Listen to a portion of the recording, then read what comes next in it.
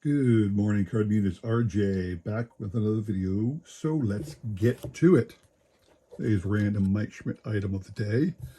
Picked up 2 new cards for my Mike Schmidt collection. These are from a set I have shown off before. This is from the 2009 Upper Deck release, their 20th anniversary release.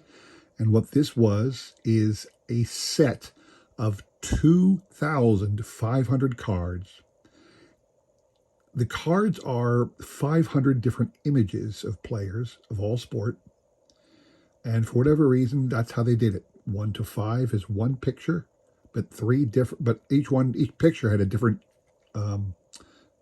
written bio. So these two are from part of Mike's 5-card run, and you can see this one here, Schmidt channels emotion into play.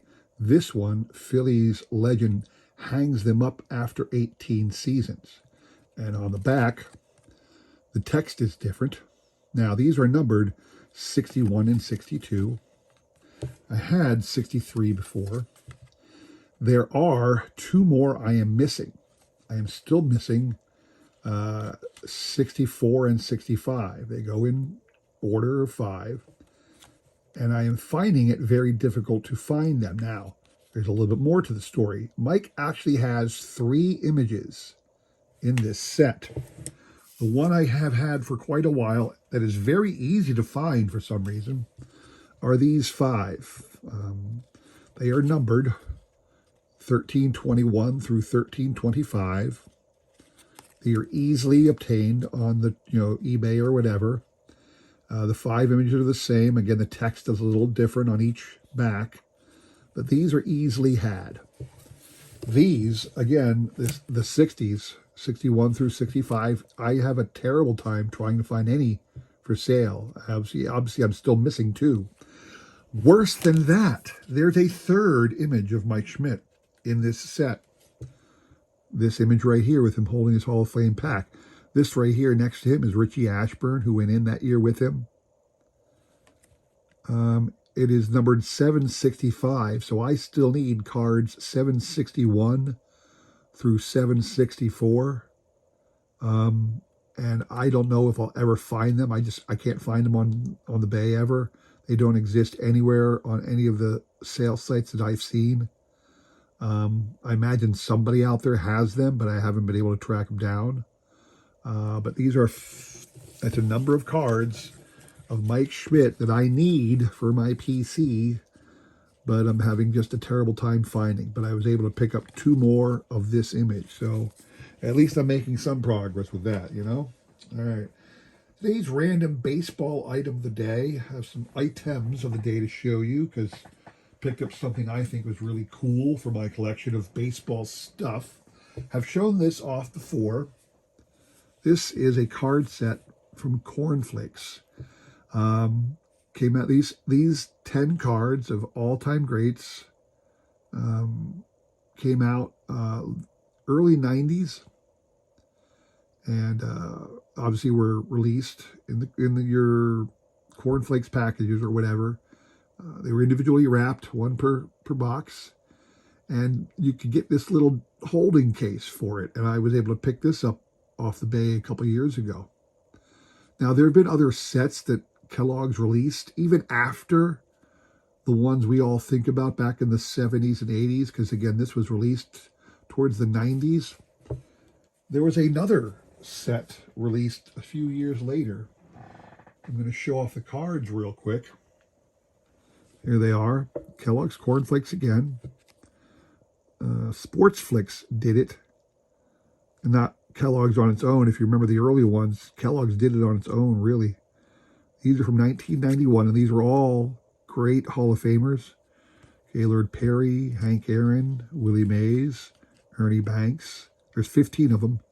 Bob Gibson, Harmon Killebrew, Raleigh Fingers, Steve Carlton, Billy Williams, Lou Brock, Yogi Berra, Warren Spahn, Boog Powell, maybe not all Hall of Famers, Boog Powell, Don Baylor, and Ralph Kiner. So big name stars on the Sports Flicks Kellogg's. But I saw this for sale on the Bay and had to pick it up.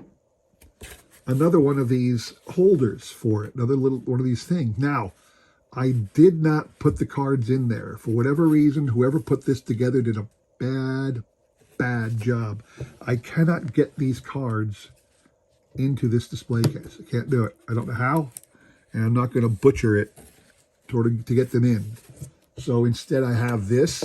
The purchase came with a cool little, I think this is a cutout from the back of a box. If you look at the size and shape of this, and you can see it was cut around the edges. I think this is what the back of a cereal box contained. So there were 15 in the set, 1991. And I picked up that little display piece. I thought that was a great thing. It came with its own set of cards. Believe it or not, I already had the cards, so I have an extra set now. But I just thought that was something really cool to add to my baseball stuff collection. All right. All right. Today's trivia question, cool prize up here. These are from 2022. Topps Diamond Greats die cut inserts of Hall of Famers Tony Gwynn and Eddie Matthews. Today being Friday, the Hall of Fame announcement happened yesterday. Now, I am pre-recording this video. The day I am pre-recording this, the vote has not been released yet. Although the day you're watching this, by now you know who got elected to the Hall of Fame. So there are, I imagine, additional members of the Hall of Fame. But let's concentrate on the trivia question, a Hall of Fame related question. Hall of Famer Joe DiMaggio. Here we go. Your choice kind of a question. So, Joe DiMaggio. Which career total is higher for Joe DiMaggio? The number of home runs he hit, or the number of strikeouts he had in his career? The number of home runs he hit in his career, or the number of times he struck out batting in his career? I want you to tell me which one was more, and what was it? Give me the totals of each. Tell me how many home runs he hit. Tell me how many strikeouts he hit, and just tell me, obviously I'll see when you throw the numbers, but say this one was more. All right? It's an interesting comparison between those two numbers. So send me an email with that answer. I'll put my email in the description below along with the repeat of the question. You'll have today and tomorrow to answer. We'll pick a winner on Sunday, all right? Good luck to everybody on that. I think it's a fun little question. All right, today I want to give an update on my PSA set registries, or I should say my goals for the year. If you saw last week's video, I mentioned being a little annoyed at PSA because they had bumped up the number of cards in the PSA set registry for all-time great Phillies. So when I started the year, I only needed about 7. The next thing I knew, I needed close to 17 or something crazy like that. I immediately bought several cards that were cheap to try and get back on track. I still don't know how many. I'll have to have an update video someday in the middle of the year to try and figure out how much I'm going to really shoot to get. Because I don't want to say I'm going to get all the 17 I needed. That's a little pricey, and I don't want to commit to that because there's still a lot of other pricey cards I want to get for other sets and other collections. But I do want to give you an update on 3 of my goals. So let's start with the Kmart set.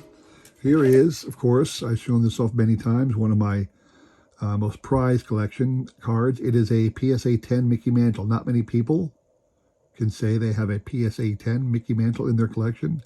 It sounds impressive, but it really isn't when you consider this is the 1982 Kmart card, which in a raw form is about a 2-cent card. It really has no value. But when you slab it in a PSA 10, it suddenly gets a good chunk of value added to it. I don't think you can get this card for less than $100 if you tried in a PSA 10, depending on where you go. I think still there's some idiot on the bay trying to sell it for 10 grand. Another knucklehead trying to get $750 out of it. That's way overpriced for this 10-cent card, you know. So anyway, what I did is I needed 10 for the year. I needed 10 to complete my set. And that was my goal, to get all 10 cards. And I had a box set. I remember telling everybody that I have a box set that I purchased because those 10 are just 10 cards that nobody really had slabbed. A lot of these are lesser known MVPs, lesser known stars, or just, because this is a Kmart set from 1982, not a lot of people spent the money to get them graded. Well, I did. I took all 10 that I still needed and sent it into a grade to PSA. I actually used a broker to do my grading, sent them out, got notified that their PSA has them now. It'll be a while before they come back, but within 2 months or so, I will have completed my Kmart PSA set registry. Right now, as I am sitting, still missing 10, I'm number 5 on the PSA set registry list for people who collect this set. I don't know if I'm ever going to climb higher because, again, I wanted to get all 10s on this set. I really did. But some cards, I noticed when I got my pop report back, some of the cards don't even exist in a 10. They've never been graded to a 10. So, I'm not going to get all 10s, but I'm definitely going to complete it in a few months because I sent all 10 in myself. All right.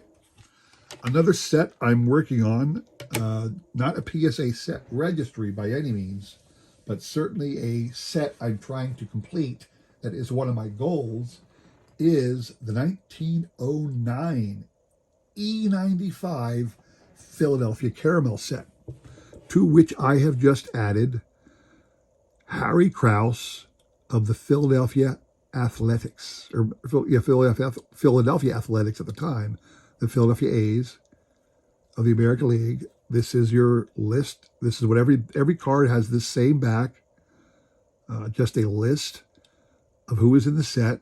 Makes note that it's 25 players, manufactured by Philadelphia Caramel Company of Camden, New Jersey, and then a player picture on the front. Looks very similar to a T206 card, but it is not. And this is my Harry Krause. It says that it's a PSA 2 with an MK qualifier. And if you see in the back here, if you look up top, it looks like somebody at one time had written something in pencil, but erased it, but it's still got the MK qualifier. I don't care. I'm trying to put together a complete set of this card. Interestingly, this card is number 13 that I own now out of the 25 card set. So technically, I'm halfway there. However, several of the big name cards I still need. I still need the Christy Mathewson. I still need the Eddie Plank. I still need the Ty Cobb. And I still need the Hannes Wagner. I've never seen the Hannes Wagner for less than $10,000 in any condition. I have seen the Cobb just under $2,000 in its worst condition. And I've seen the Mathewson at just under $1,000, sometimes in its worst condition. So, yeah, that's going to take a lot of recycling cans and fleeting from the wife to sock away some vacation money to my buying a $10,000 Honus Wagner card, and we'll see how that goes. Okay, but that's for a future purchase, not anytime soon. I need to pick up 6 this year. This is one of those 6. That is my goal. So card number 1 in the books. Lastly, again, for my all-time Phillies list, I had picked up this card also soon after I learned that that PSA expanded my registry list. So I snagged this one. I think I got a really good price, and it's a very clean and nice copy of this card. It is the 1957 rookie card of Hall of Famer Jim Bunning, who was with a number of teams, most notably the Pirates, or the Tigers, I should say, and the Phillies. And here he is in a PSA 6. I think it's a very well-centered card. Might be a little off top to bottom. Side to side, it looks almost precise. The image is clear. Even the back is pretty darn straight. Again, it might be a little off in some directions, but this is a very nice, I think, copy of his rookie card in a PSA 6 that didn't cost a ton of money. I'm happy to have that as part of my all-time Phillies great.